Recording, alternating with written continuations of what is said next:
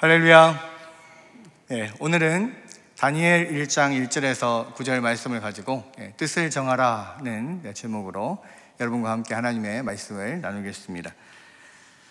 오늘부터는 제가 여러분과 함께 다니엘 말씀을 좀 나누려고 하는데요. 다니엘에서는 이제 지난 학기에 대선지서를 하면서 좀 성경대학 시간에 좀 다루었는데 또 전체적으로 이렇게 다루다 보니까 좀 여러 가지로 은혜가 되어서 구체적으로 한번 여러분과 말씀을 나눠야겠다 생각을 해서 제가 이 다니엘을 선택하게 됐습니다. 다니엘 하면 아브라함 또 모세, 요셉 이런 사람들과 더불어서 우리가 어렸을 적부터 많은 그런 이야기를 들어서 익히 알고 있는 그런 위대한 신앙의 인물입니다. 아마도 성경에 믿음에 관한 명예의 전당이 있다면 아마 위에서 몇 번째 안 갈 그런 탑 랭킹의 랭크가 될 수 있는 그런 인물이 다니엘이라고 할 수가 있겠죠. 실제로 그 다니엘과 동시대를 살았던 선지자 에스겔도 그 바벨론으로 포로로 잡혀가서 그 바벨론에서 선지자 그런 사역을 했었거든요. 그런데 똑같이 다니엘과 에스겔이 같은 바벨론에 있었고 동시대를 살았는데 그 에스겔에서 14장 14절에 보면 이렇게 말을 해요. 비록 노아, 다니엘, 욥 이 세 사람이 거기에 있을지라도 그들은 자기의 공의로 자기의 생명만 건지리라. 나 주 여호와의 말이니라. 그러니까 아무리 믿음이 좋은 사람이 있다 할지라도 하나님의 심판 안에서 그 사람 생명만 이게 얻고 구하고 나머지는 다 심판을 받을 거다 라고 이야기를 하는데, 이 에스겔이 대표적인 믿음의 사람 세 사람을 이야기를 하는데 노아, 다니엘, 욥. 그래서 동시대인인 다니엘을 위대한 믿음의 조상들인 노아나 욥과 대등한 위치에다가 올려놨다는 거예요. 그러니까 다니엘은 그만큼 그 시대의 사람들에게도 엄청난 그런 믿음의 사람으로 많은 영향력을 미쳤던 그런 사람이다, 이렇게 생각할 수가 있는 거죠. 이 다니엘은요, 기원전 한 600년 정도의 이 바벨론의 포로이자 유학생이었던 그런 유대인 청년이었습니다. 아마 성경 인물 중에서 직업이 학생인 인물은 아마 다니엘이 처음이자 마지막일 거예요. 여러분, 그는 하나님을 절대적으로 신뢰하는 그런 믿음의 소유자였고요. 또 그때 당시 학업 실력이 얼마나 뛰어났냐면 그때 이 세계 최대의 그 강대국이었던 그 바벨론에 있는 여러 학생들보다 그 지혜가 10배나 뛰어난 그런 사람이었다, 그렇게 성경은 이야기를 하고 있죠. 또 그는 10대에 바벨론 제국의 관리로 등용이 되어서 80년 노년에 이르기까지 거의 한 60년 이상을 공직에 고위 공무원으로서 살았던 그런 사람입니다. 총리를 비롯해서 고위 공직자로서 관직에 있었던 사람이고요. 아마도 이거는 아마 역사상 전무후무할 것 같은데, 심지어는 처음에 그 총리에 올랐던 바벨론 이 대제국이 70년 후에 망하거든요. 망하고 나서 메데파사 제국, 그러니까 페르시아 제국이라고 하는 다른 제국이 세워졌는데도 불구하고 여전히 그 다른 제국 안에서 고위 관직자로서 이 백성들을 다스리고 하나님의 영광을 높이는 그런 일을 했던 그런 사람이라는 겁니다. 어떻게 나라가 바뀌었는데도 관직을 잃지 않아요. 그러니까 그만큼 어떤 왕들의 어떤 신뢰를 얻고 있는 그런 관직자였다, 관리였다, 이렇게 이야기를 할 수가 있죠. 여러분, 우리는 흔히 죄 많은 세상에서 성공하려면 불의와 적당히 타협을 하는 신앙이야 그래야 가능하다, 이렇게 많이들 생각을 합니다. 그런데요, 다니엘과 세 친구들, 즉 이 하나냐, 미사엘, 아사랴, 이 네 사람을 보십시오. 그들은 올곧게 신앙의 지조를 지키면서도 이런 식민지 출신의 핸디캡도 극복하고 또 하나님 앞에 또 영광을 돌리고 또 그 사회에서 굉장히 성공한 그러한 삶을 살았던 것을 볼 수가 있어요. 여러분, 이들이 이방 사회에서 하나님의 영광을 선포하는 영향력 있는 지도자가 되었을 뿐만 아니라 그때 당시에 많은 이 세속 문화 또 이방의 그런 신들의 그런 종교적인 그런 문화들이 정말 그들을 전방위적으로 공격하고 할 때 그들이 끝까지 신앙의 순결을 지키고 또 그것을 통하여서 때로는 사자굴에 던져지기도 하고 풀무불에 던져지기도 하고 그랬지만 그 안에서 하나님의 놀라운 기적적인 역사를 통하여서 하나님의 살아계심을 그 바벨론 제국에 만천하의 그러한 하나님의 살아계심과 능력을 공포하는, 선포하는 그런 역할들을 했던 그러한 사람들이죠. 그렇게 놀라운 신앙의 그런 드라마들을 썼던 그런 사람들인데 바로 그 다니엘과 세 친구의 이야기가 오늘 읽은 말씀부터 시작을 하게 되는 겁니다. 그러면 다니엘 1장 1절에서 2절을 한번 읽어볼게요. 같이 한번 읽어보겠습니다. 자, 시작. 유다 왕 여호야김이 다스린 지 3년이 되는 해에 바벨론 왕 느부갓네살이 예루살렘에 이르러 성을 에워쌌더니 주께서 유다 왕 여호야김과 하나님의 전 그릇 얼마를 그의 손에 넘기심에 그가 그것을 가지고 신할 땅 자기 신들의 신전에 가져다가 그 신들의 보물창고에 두었더라. 자, 여기 보면 유다 왕 여호야김이 다스린 지 3년 만에 바벨론 왕 느부갓네살이 예루살렘을 침공했다, 이렇게 되어 있죠. 이때가 주전 605년입니다. 지금 우리가 열왕기하를 수요일 날 계속 배우고 있는데 또 마침 이 유다의 마지막 멸망을 우리가 배웠잖아요. 그러니까 마지막 유다의 멸망 때 우리가 외워야 될 중요한 연도가 3개가 있다고 했습니다. 첫 번째가 몇 년이죠? 방금 말한 주전 605년. 그때가 이제 처음으로 이 바벨론의 느부갓네살이 침공에 들어왔을 때 1차 침공이죠. 그리고 두 번째는 몇 년입니까? 주전 597년. 597년. 이때가 이제 여호야김 왕의 치세가 끝나는 11년 동안 여호야김이 다스렸는데 그 마지막에 2차 침공을 해서 여호야김을 또 대신 세워지는데 그것들을 폐하고 다시 시드기야를 세우고 뭐 이런 과정에서 이 2차 침공이 있었고요. 그때 많은 사람들을 또 잡아가죠. 물론 1차 침공 때 그때도 많은 사람들을 잡아갔고 실제로 그때는 왕족이나 귀족들을 많이 잡아갔습니다. 그래서 이 다니엘도 1차 침공 605년 1차 침공 때 이 느부갓네살이 잡아갔던 그 왕족과 귀족들 안에 포함되어 있던 소년들이었어요. 그리고 이제 그 이후에 597년 2차 침공 때는 그야말로 대대적으로 많은 사람들을 다 잡아가는데 기술자들, 대장장이들, 여러 대제사장들, 이런 모든 각 분야에 있는 직업인들, 쓸만한 사람들은 다 잡아갑니다. 그리고 이제 마지막 이 세 번째 우리가 외워야 될 연도는 몇 년입니까? 주전 586년. 586 컴퓨터를 생각하면 돼요.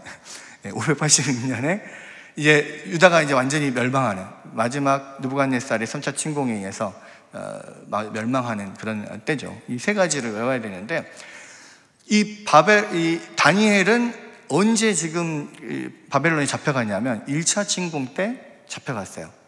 그래서 다니엘은 아마도 그때 잡혀간 왕족과 귀족 중에 한 명이다. 보통 그렇게 이야기를 하고요.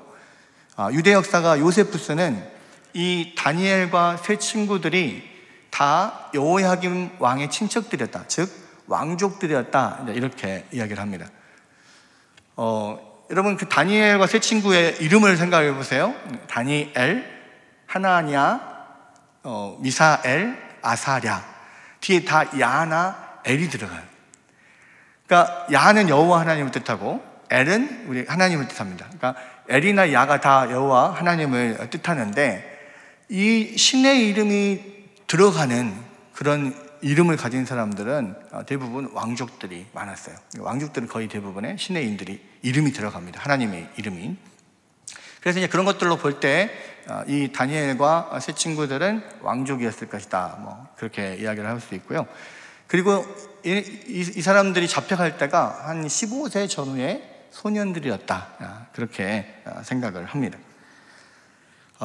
여기 이제 오늘 본문 3절에서 5절에 보면 그렇게 이제 많은 사람들을 잡아가 왕족과 귀족들을 잡아간 느부갓네살이 한 가지 어떤 계책을 세워요. 하나의 정책을 펼치는데 그게 뭐냐면 인재 등용 정책입니다. 그래서 그 잡아간 유다인 포로인들 중에서 아주 쓸만한 그런 인재들을 발굴을 해서 바벨론의 학문과 언어를 가르치고 나중에 몇 년 그 교육을 받고 난 다음에 어느 정도 무장이 되면 바벨론의 그런 신하들로 인재로 사용을 하는 그런 계획을 세우고 그러한 대상자들을 모으죠. 그런 가운데 지금 이 다니엘과 세 친구가 그 정책에 의해서 왕궁에 발탁이 돼서 그런 왕실 아카데미에서 지금 교육을 받게 된 것입니다. 근데요, 이것은 사실 그 포로로 잡혀온 다른 유대인들에 비하면 굉장한 특혜였죠. 여러분, 그들이 왕실 장학생으로 뽑혀가지고 3년의 연수기간을 마치고 바벨론의 어떤 제국의 어떤 고급 공무원으로서 일할 수 있는 엘리트 코스에 지금 들어간 거예요. 그것도 국비 장학생으로. 지금 포로들, 식민지에서 잡아온 포로들은 사실 전쟁 포로들이고 인간적인 대우를 받기 힘든 그런 사람들입니다. 그런데 물론 이 바벨론에 잡혀온 포로들은 일반 다른 제국의 포로들과 조금 다른 대우를 받았어요. 왜냐하면 바벨론에서는 이제 이 다른 그런 민족들을 침공해서 영토를 넓히고 한 나라로 제국으로 만들기 위해서 그런 동화 정책을 썼거든요. 그 동화 정책 중에 하나가 바로 그 이민족들을 바벨론으로 데려와서 살게 하는 이주 정책인데 그런 어떤 하나로 만들고자 하는 이 전체 제국을 하나로 만들고자 하는 그런 의지가 있기 때문에 그런 식민 지배를 받는 그런 사람들을 인간 이하의 대우를 하면서 그렇게 억누르고 억압하지 않고 데리고 와서 그 유다 민족들끼리 함께 모여 살게 합니다. 그리고 실제로 거기에서 결혼하고 장가가고 땅도 사고 팔고 그냥 바벨론 안에서 살아갈 수 있도록 그렇게 해줘요. 그렇기 때문에 우리가 생각하는 전쟁 포로의 어떤 비참한 삶, 이것보다는 그래도 나은 삶이긴 하지만 그래도 모든 나라를 잃어버리고 그곳에 있던 모든 경제적인 기반들 이런 것들 힘들을 다 잃어버리고 다른 타지에 다른 나라에 와서 살고 있는 그러한 유다 포로민들에 비하면 그들 중에서 발탁이 돼서 왕궁에서 생활하면서 엘리트 교육을 받고 그리고 이 교육이 끝나면 바벨론 제국의 고위 공무원으로서 일할 수 있는 이런 기회를 얻었다는 것은 엄청난 특혜인 거죠. 그러나 바벨론에서 그러한 특혜를 다니엘과 세 친구를 비롯한 그런 많은 유다의 그런 소년들에게 왜 제공을 했겠습니까? 그러니까 어려서부터 그들을 세뇌시키려는 거였죠. 그러니까 어려서 뽑혀가지고 바벨론의 학문과 말을 배우고 또 좋은 대접을 받고 그 문화 가운데서 젖어서 살다 보면 아주 허허롭게 좋은 생활들을 하다 보면 자연히 자기의 고향에 대해서 자기 민족에 대해서 자기 나라에 대해서 어느 정도 잊어버리고 이제는 이 대세에 순응하면서 나는 바벨론 제국민으로서 나는 민족이 다르지만 바벨론 제국은 다 다민족 국가이기 때문에 민족이 다르지만 나는 바벨론 제국의 제국 시민으로서 열심히 이곳에서 살아야지. 그리고 바벨론을 위해서 봉사해야지. 이런 마음들이 들도록 만드는 거죠. 그게 그들에게는 한편으로는 굉장한 특권이었지만 또 한편으로는 어떤 신앙의 정조를 잃어버릴 수 있는 그러한 시험 가운데 하나였던 거예요. 여러분, 그때 다니엘이 그 엘리트 코스를 밟으면서 그가 일생의 어떤 방향을 정하는 위대한 그런 신앙적 결단을 하죠. 그리고 한평생 그 결심을 지켜서 그는 하나님의 영광을 이방 땅에 선포하는 그런 세상의 빛으로 살게 되었습니다. 그 다니엘이 처음 그 결심을 하던 이야기가 지금 여기에 나와 있는 거죠. 여러분, 그런데요, 지금 다니엘이 한 결심은 우리가 다 알고 있죠. 그게 뭡니까? 내가 뜻을 정하여 왕의 음식과 포도주를 거절하고 나는 그냥 채소만 먹으면서 그렇게 이 엘리트 코스를 마치겠다라고 하는 거였어요. 여러분, 근데 우리가 이 부분에 대해서 이 다니엘의 결심, 다니엘과 세 친구들의 결심에 대해서 좀 주의 깊게 살펴볼 필요가 있습니다. 그러니까 다니엘이 막무가내로 나는 하나님을 믿으니까 너희들 우상 숭배하는 그런 이방인들과는 내가 상종을 할 수 없다, 이렇게 하면서 모든 것을 다 거부하는 그런 배척주의자가 아니었다는 거예요. 여러분, 우리가 보통 식민지를 경영하는 그러한 나라들이 식민지의 정복한 식민지 사람들을 동화시키기 위해서 여러 가지 정책들을 쓰는데요. 일본이 우리나라를 지배했을 때도 여러 가지 정책들이 있었습니다. 그 중에 하나가 내선일체, 창씨개명, 이런 거였죠. 그리고 우리나라 말을 못 쓰게 하고, 이런 여러 가지 일들을 했는데, 이 바벨론에서도 거의 비슷한 방법으로 그렇게 식민지 백성들을 통화시키는 거예요. 이때가 지금 주전 600년이라고 그랬지 않습니까? 그러니까 일본 일제는 1910년대 거의 2000년이 넘는 그런 세월이 지났지만 세상의 방법은 별로 변하지 않아요. 해 아래 새 것이 없고 거기서 거기고 그렇습니다. 아니면 어쩌면 이거는 그냥 이제 추측하는 건데 그럴 수도 있지 않을까 생각인데 일본의 정책 기한자들이 성경을 참고한 게 아닌가, 다니엘서를 참고한 게 아닌가, 이런 생각도 해볼 수가 있습니다. 바벨론이 그렇게 이 식민지 그 백성들을 동화시키기 위해서 썼던 방법이 첫 번째가 이주 정책이었죠. 식민지 백성들을 다 바벨론으로 데리고 와서 거기에서 살게 만드는 거예요. 그래서 왕을 비롯한 많은 왕족들, 귀족들 이런 사람들이 바벨론으로 왔고, 또 이제 2차 침공, 3차 침공 이렇게 되면 이제 완전히 그 유다가 망하게 됐을 때 BC 586년에 그때는 사실 그 전에 이미 많은 사람들이 다 잡혀갔어요. 쓸만한 사람들은 다 잡혀갔어요. 마지막에 3차 침공 때 그래도 그 중에서 쓸만한 사람들 탈탈탈 털어가지고 다 바벨론으로 잡아갑니다. 그리고 남아있는 사람들이 농노들만 남아있었어요. 그 왕의 포도밭을 관장할, 황제의 포도밭을 대신 관장할 일부는 그 농노들만 남아있는 그런 상황이었습니다. 그런 식의 정책들을 사용을 했고, 그것은 비단 유다에만 해당되는 게 아니고 많은 그런 식민지 그런 백성들에게 다 해당되는 거였죠. 그리고 이제 두 번째 쓴 게 바로 인재 등용 정책.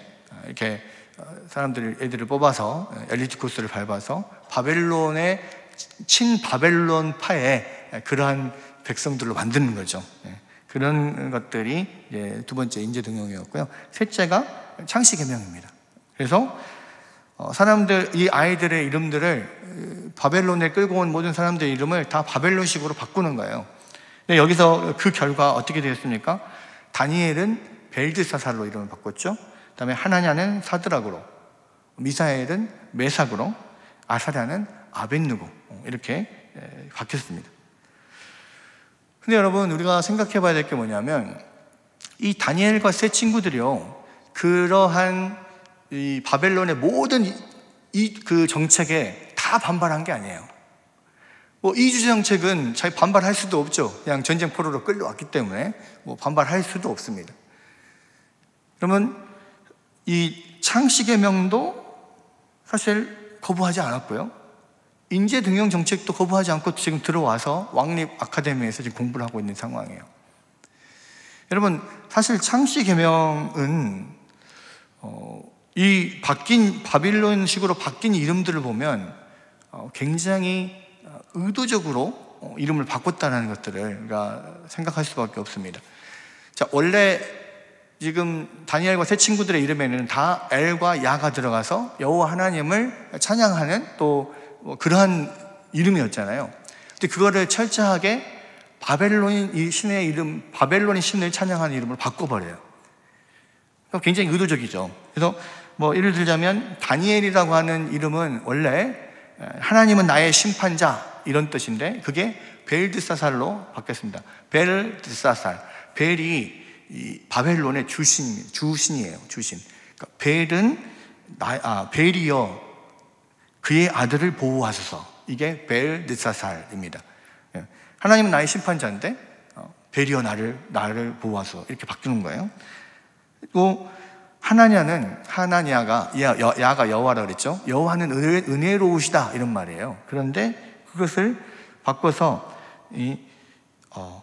사드락으로 바꿉니다. 하나냐를 사드락이 뭐냐? 사드라쿠거든요. 이게 아쿠가 달신입니다.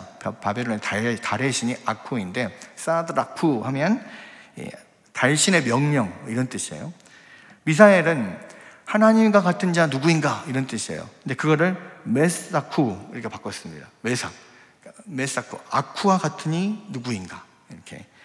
또 아사랴는 여호와는 나의 도움 이런 뜻인데 아벤느고로 바꿔요. 아벤느고는 느고라고 하는 느고 신이 있어요. 느고 신의 종 이런 뜻입니다. 이 느고 신은 그러니까 느부갓네살에 들어가는 느부, 이것도 느고신과 느부신 똑같습니다. 또 느부갓네살의 아버지인 나보폴라살도 느부신, 나보신, 느고신 다 같은 신이에요. 그러니까 그 가문이 아마 이 느고신과 굉장히 관계가 있었던 가문이었던 것 같아요. 어쨌거나 하나님과 여호와를 뜻하는 그 이름을 다 이 바벨론의 신을 찬양하는 이런 쪽으로 다 바꿔버리는 거예요. 여러분, 그런데도 불구하고 다니엘과 세 친구들은 그것에 대해서 거부하지 않고 다 받아들여요. 물론 이 창씨 계명의 경우에 하나의 어떤 문화적 관례로서 받아들일 수도 있습니다. 즉 이방 국가에서 거주하는 사람들의 이름이 주로 계명되는 것이 좀 일반적이었던 그런 면들이 문화적 관례로서 그런 게 있었던 거죠. 예를 들자면 요셉이 애굽에서 총리가 되었을 때 애굽 왕이 요셉에게 애굽식 이름을 지어줍니다. 사브나 바네아라고 하는 애굽식 이름으로 계명을 해줘요. 또 원래 페르시아의 아하수에로 왕의 왕후였던 이 에스더는 원래 유대 이름이 뭐냐면 하다사였어요. 하다사를 바벨론식으로 바꾼 것이 에스더입니다. 그러니까 어떤 이름을 바꾸는 것에 대해서는 어떤 문화적 관례로서 생각을 하고 거기에 대해서 그렇게 거부감을 안 가졌을 수도 있습니다. 그런데 어쨌거나 이 다니엘과 세 친구들이 그런 정책들은 다 받아들이면서 한 가지, 다니엘이 왕의 음식과 포도주를 거부하는 이 일은 자기가 뜻을 정해서 그것을 한 거예요. 1장 8절에 보니까 이렇게 되어 있죠. 다니엘은 뜻을 정하여 왕의 음식과 그가 마시는 포도주로 자기를 더럽히지 아니하리라 하고 자기를 더럽히지 아니하도록 환관장에게 구하니. 자, 왕의 음식과 포도주로 자기를 더럽히지 아니하리라. 그리고 결심을 하고 환관장에 그것을 부탁을 합니다. 처음에는 안 된다고, 그거 그렇게 할 수 없다. 내가 너네들을 영양 상태를 다 체크를 하고 관리를 해야 되는데 너네들이 그런 왕의 진미를 안 먹고 그냥 채소만 먹으면 너네들 이 얼굴빛이 그냥 이게 윤기가 떨어지고 얼굴빛이 안 좋으면 내가 목숨을 잃을 수도 있고 타격을 받을 수 있으니까 안 된다. 그러죠. 그러니까 이 세 친구들이 뭐라고 합니까? 다니엘과 세 친구들이 그러면 열흘 동안만 시험을 해보십시오. 그래, 시험 한번 해보자 했는데 얼굴빛이 좋아져가지고 이제 계속 그것을 할 수 있게 됐죠. 그런데 여러분, 여기서 질문이 생기는 거예요.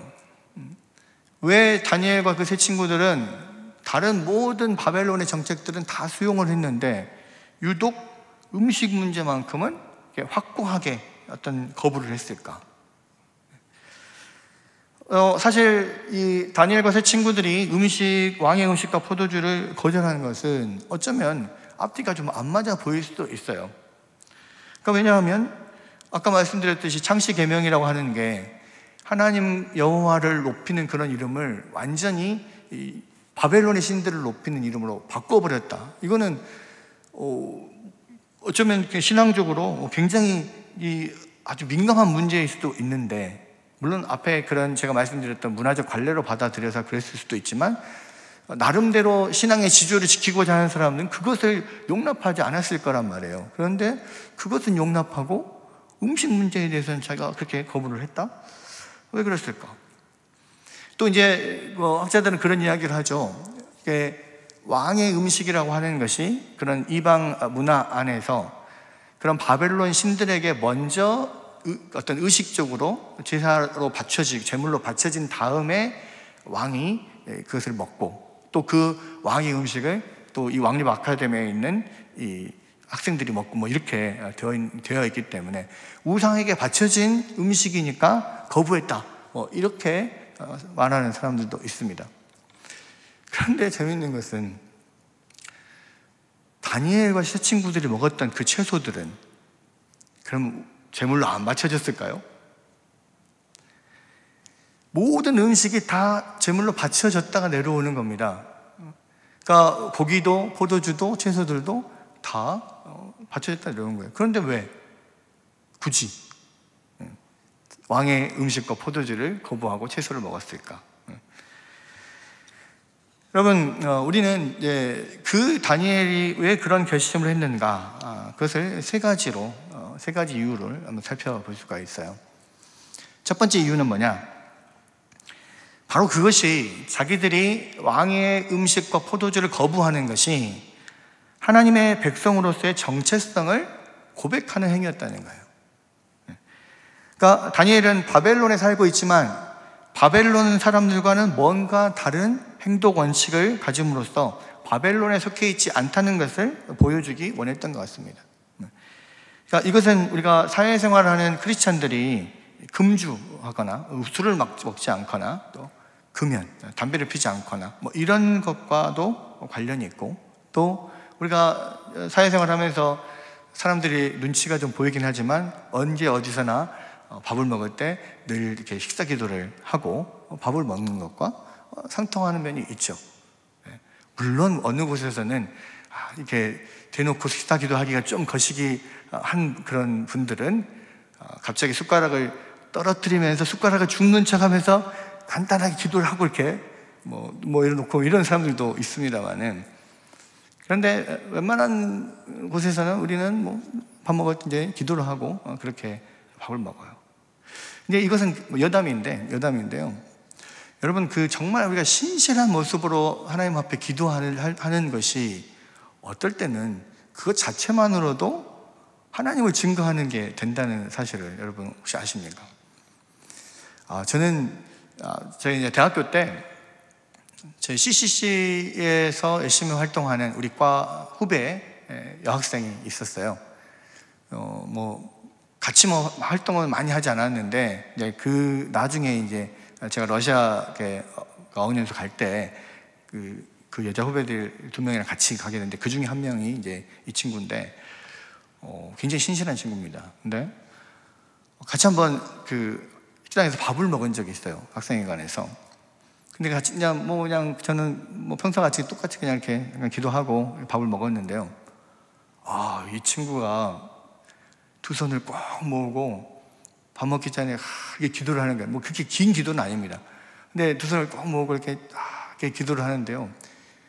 그 모습이 딱 보니까, 얘가 기도하는 것을 보니까 진짜 하나님이 계신가 보다 라는 느낌이 들 정도로 엄청나게 이렇게 경건한 그런 자세로 기도를 드리더라고요.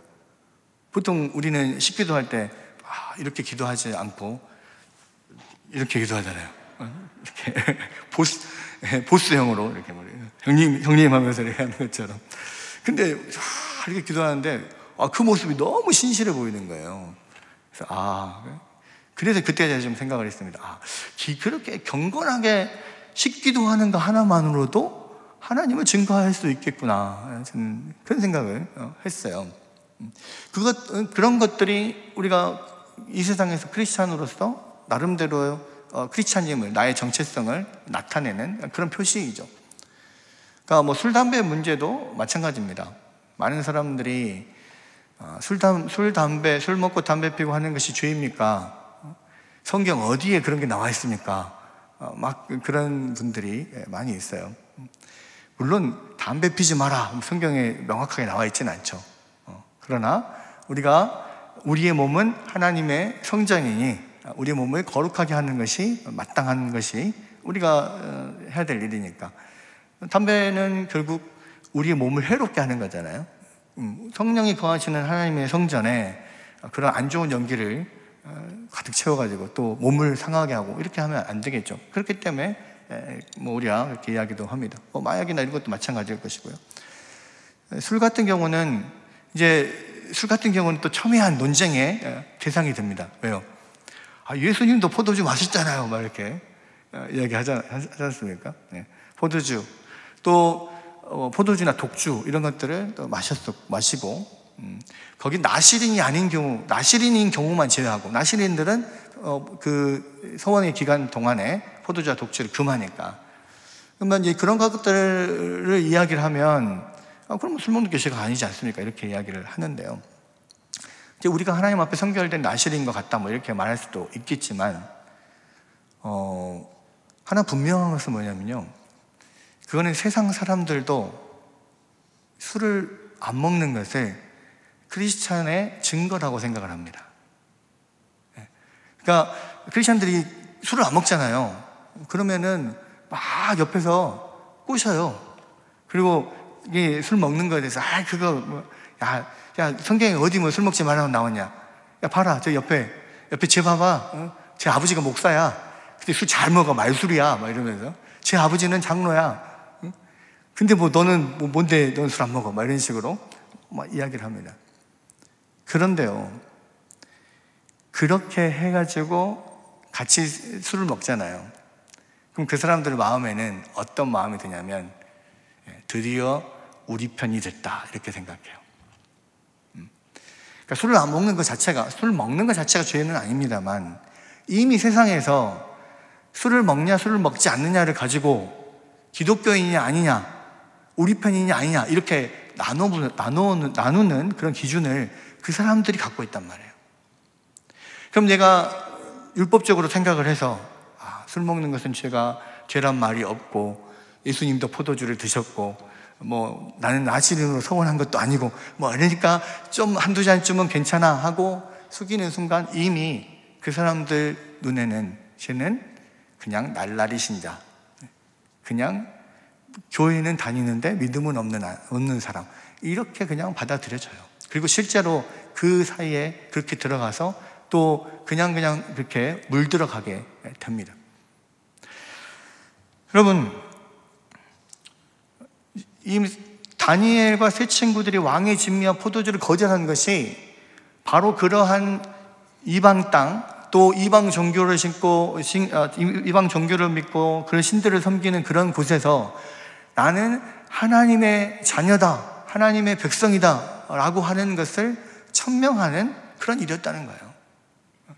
나는 비록 바벨론에 있지만 그러나 나는 바벨론에 속해 있지는 않습니다. 지금 그것을 나타내는 겁니다. 여러분, 이 신앙과 현실, 또 세속과 교회 사이에서 우리가 갈등하는 우리에게 이 다니엘은 이 사회 속에서 살아가는 크리스찬들의 어떤 사회생활에 대한 좋은 모델을 제시하고 있어요. 그러니까 세속 문화 속에서 크리스찬이 취해야 될 원칙이 있습니다. 그게 뭐냐면 세상에 있으나 세상에 속하지 않는 거예요. 예수님께서 이렇게 말씀하셨습니다. 요한복음 17장 15절에서 16절을 보면 내가 비옵는 것은 그들을 세상에서 데려가시기를 위함이 아니요 다만 악에 빠지지 않게 보존하시기를 위함이니이다. 내가 세상에 속하지 아니함과 같이 그들도 세상에 속하지 아니하였사옵니다. 여러분, 세상에서 데려가시진 않아요. 우리는 여전히 계속해서 예수를 믿어도 세상에 속해 있습니다. 세상에 있어요. 그러나 세상에 있으나 세상에 속해 있지 않다는 거예요. 세상의 일원이 되고 그들과 한편이 되지는 않는다는 겁니다. 세상에 있지만 여전히 예수님 편인 우리들, 그것이 우리가 지금 예수를 믿고 당장 천국에 가지 않고 이 세상에 남아있는 이유라고 예수님께서 말씀하시는 거예요. 여러분, 다니엘은 하나님을 대적하는 바벨론 왕궁에서 도망간다거나 반항하다가 순교한다거나 그러지 않았습니다. 그리고 바벨론인들의 요구대로 무조건 예스 하면서 다 순종하지도 않았습니다. 그는 바벨론에 있으나 바벨론에 속하지 않는 길을 택했어요. 우리 쉽지 않은 길이죠.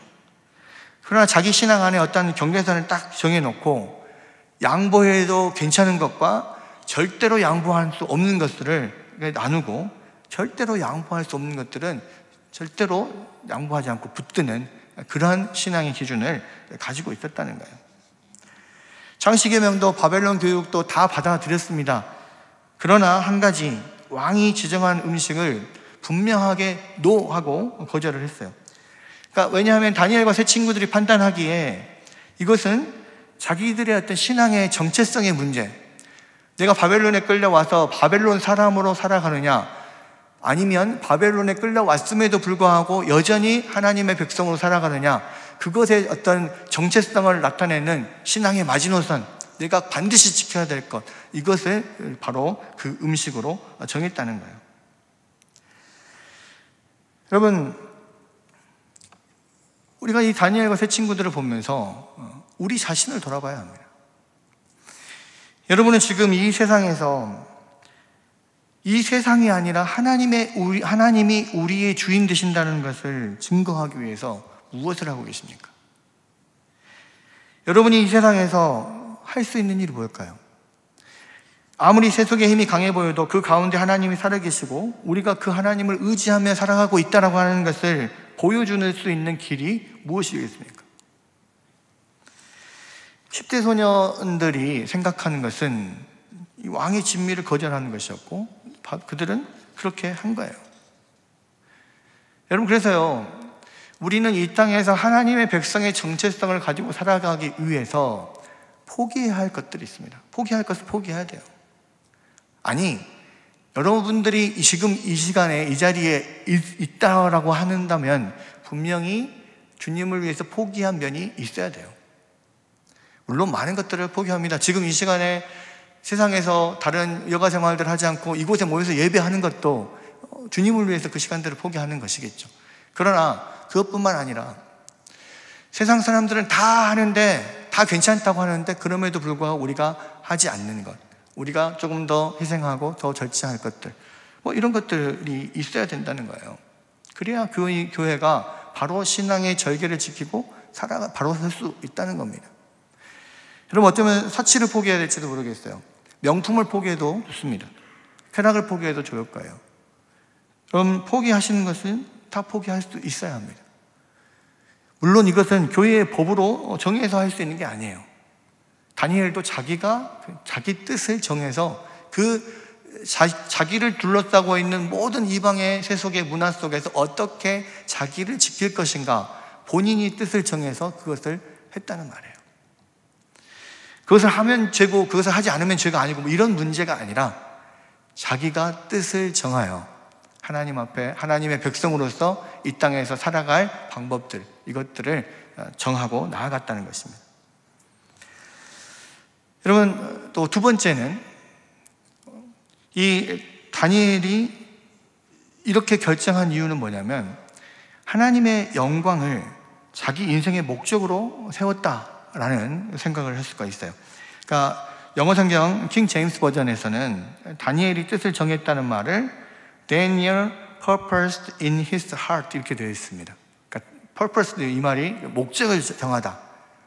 다니엘이 자기 마음속에 어떤 목적을, 자신의 인생의 목적을 정했다, 이렇게 생각할 수가 있는데, 주석가 볼두인은 당시 고대 근동 국가에서 왕의 진미를 먹는 것은 왕에게만 충성하고 왕만 의지하겠다고 하는 언약 관계를 상징한다, 이렇게 설명을 했습니다. 그래서 다니엘이 자기를 더럽히지 아니하리라 결심한 것은 그런 제사법에 관련된, 정결법에 관련된 문제로서의 어떤 부정 때문에 말한 게 아니라 바로 이 언약 관계에서, 내가 하나님의 백성으로서의 그런 언약 관계에 있는 사람으로서 왕의 진미를 먹고 왕과의 그런 언약 관계에 들어가지 않겠다라는 거죠. 나는 비록 바벨론 궁정에 와 있어도 하나님과 언약을 맺은 하나님의 백성이다. 나는 하나님만 의지하겠다. 이렇게 신앙의 순결을 지키겠다라고 하는 각오를 지금 표현한 것이라는 겁니다. 여러분, 그리고 그는 바벨론에 잡혀왔지만 현재 바벨론에서 하나님의 영광을 높여드릴 수 있는 길을 생각을 했어요. 그 중에 가장 작은 실천사항의 하나가 바로 왕의 진미를 거절하는 거였습니다. 근데 별것 아닌 것 같지만요, 이 다니엘의 결심은 그 궁정에 있던 황제 비서관들에게 하나님의 영광을 나타내 보였습니다. 실제로. 그러니까 다니엘이 채식만 했는데 산의 진미를 먹는 동료들보다 건강해진 것을 보고 궁정 사람들이 다니엘이 믿는 하나님에 대한 어떤 경외심을 갖게 된 거죠. 그리고 1장 9절에 보니까 하나님이 다니엘로 환관장에게 은혜와 궁유를 얻게 하신지라 라고 하는 이 구절로 볼 때 다니엘의 결심에 대해서 하나님께서 기특하게 여기시고 또 도우셨다라고 하는 것을 알 수가 있죠. 또 세 번째로 다니엘이 왕의 진미와 포도주를 거절한 것은 하나님의 백성의 고난에 동참하고자 하는 그의 어떤 결심이었다라고 생각할 수 있습니다. 그러니까 이 다니엘이 왕의 진미를 거절하는 것은 그렇다 치더라도 이 포도주를 거절하는 것은 별로 그렇게 납득할 만한 것이 아니었는데, 하나님의 말씀에, 율법에 하나님께 일생을 헌신한 나실인 외에는 율법 어디에도 포도주를 금한 적이 없기 때문에 그래요. 그럼에도 불구하고 그가 그런 결심을 한 것은 청년 모세의 결단과 일맥상통한 것이다, 이렇게 생각을 할 수가 있습니다. 히브리서 11장 24절에서 25절을 보면, 믿음으로 모세는 장성하여 바로의 공주의 아들이라 칭함받기를 거절하고 도리어 하나님의 백성과 함께 고난받기를 잠시 죄악의 낙을 누리는 것보다 더 좋아하고, 이렇게 기록이 되어 있죠. 그러니까 모세가 그런 이 민족들의 고통에 어떤 동참하는 그런 면들이 있었다면 다니엘도 여전히 그 민족의 고통을 생각했던 거예요. 바벨론 상류사에 끼게 된 어떤 뿌듯함이라든지 안정감에 도취되지 않고 바벨론 포로로 끌려와서 고통받고 있는 그 자기의 민족들에 대한 생각이 항상 그 앞을 떠나지 않았던 겁니다. 아까 처음에 다니엘과 그 세 친구들이 아마도 왕족이었을 거라고 말씀을 드렸는데, 그런 유대 왕족 또는 귀족으로서 어떤 노블레스 오블리주, 그런 책임, 이런 것들을 생각하고 있었을 거라고 생각했습니다. 그래서 그는 비록 그들의 민족이 지금은 이렇게 하나님 앞에 범죄하여 채찍을 맞고 있지만 세계 만민 가운데 유일한 하나님의 백성인 이 유대 민족이 앞으로 더 부흥하고 또 회복될 것이라는 것을 믿고 또 그 장래에 하나님께 쓰임받을 그날을 위하여서 열심히 준비하고 있었지만, 그러나 지금 그것은 미래의 일이고 지금 당장 실행 가능한 것, 그 중에 하나를 실천을 하면서 하나님의 백성의 고난에 동참하는 상징적인 행동을 했던 거죠. 어쩌면 그러한 자신의 어떤 비전, 하나님께서 주시는 그러한 그 거룩한 비전을 이루기 위해서 그것들을 계속해서 상기하는 장치로, 음식 문제, 우리가 음식을 매번 먹으니까요, 그것들을 그 상기하는 장치로서 그것을 택하고 그렇게 정했을 수 있다는 겁니다. 사실 다니엘이 왕의 진미를 먹지 않음으로써 얻은 결과는 그냥 얼굴이 좋아 보였다라는 정도뿐이 없어요. 이것은 그들이 처해 있는 상황에서 보면 그리 대단한 승리도 아니었고 어쩌면 다른 사람들은 별로 이렇게 눈치도 채지 못할 그런 일이었습니다. 그러나 이런 미약해 보이지만 이러한 저항이 그가 영적으로 살아있다는 증거였어요. 여러분, 그렇게 해서 물론 세상을 바꿀 수 있는 것은 아닙니다. 그냥 그저 절박한 그런 상황 가운데서도 여호와 하나님이 여전히 그의 하나님이시고 그가 그 하나님을 의식하고 사랑하고 있다는 것을 보여주고 싶었던 거예요. 그래서 다니엘과 세 친구들은 말도 안 되고 별로 의미도 없어 보이지만 그것을 가지고 저항하고 그것을 자신의 어떤 이 삶의 목표로 그렇게 삼았던 겁니다. 여러분, 이 시대를 사는 그리스도인들은 우리가 이 험악한 세상에서 믿음의 삶을 살아내고 있다는 것을 어떤 모양으로든지 나타내야 합니다.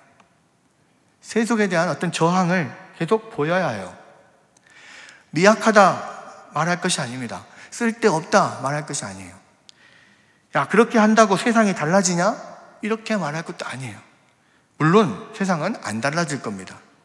그런데도 우리가 해야 해요. 왜요? 우리가 하나님의 사람인 것을, 그리고 하나님이 우리를 다스리는 분이심을 우리가 계속해서 세상에 나타내 보여야 합니다. 지금 우리에게 주어진 현실에서 우리가 살아있음을 어떤 희생과 절제를 통해서, 이런 결단을 통해서 보여준다면 그것이 곧 하나님의 주되심을 드러내는 길입니다. 여러분, 위대한 신앙의 인물 다니엘은요, 사실 그 인생에서 뭔가 그렇게 크게 뭔가를 하는 일은 별로 없어요.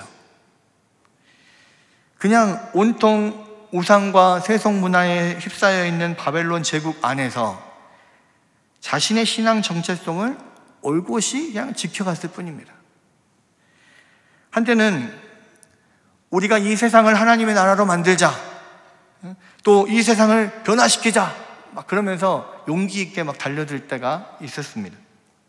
그러나 여러분, 하나님의 나라는 우리가 만드는 게 아니에요. 하나님의 나라는 예수 그리스도와 함께 이곳에 임하는 겁니다. 여러분, 예수 그리스도와 함께 이미 하나님 나라는 이곳에 임했고, 그리고 완전한 하나님의 나라가 임할 때가 오죠. 예수 그리스도께서 재림하실 그때가 하나님의 나라가 임할 때입니다. 여러분, 우리가 하는 일은요, 이 땅에서 하나님의 나라를 만드는 게 아니고요, 이 땅에서 살아가는 동안, 바벨론에서 살아가는 동안 하나님에게 나라가 임할 때까지 끝까지 그 믿음의 정체성을 지키고 이를 악물고 버티는 거예요. 내가 있는 그 자리에서 믿음의 정체성을 끝까지 잃지 않고 견딜 때 하나님의 때에 드디어 주님의 나라가 임하는 것이고, 그리고 그 안에서 주님과 함께 영광을 누릴 날들이 오게 될 것입니다. 여러분, 우리는 바벨론에 살지만 바벨론에 속해 있지 않은 사람들이에요. 이 다니엘과 세 친구의 결단처럼 여러분이 있는 그곳에서 이 신앙의 정체성을 지키고 올곧이 그 믿음을 붙들며 하나님께 영광을 돌리고 또 하나님의 나라를 기다리는, 소망하는 그런 여러분들이 되시기를 주님의 이름으로 축원합니다.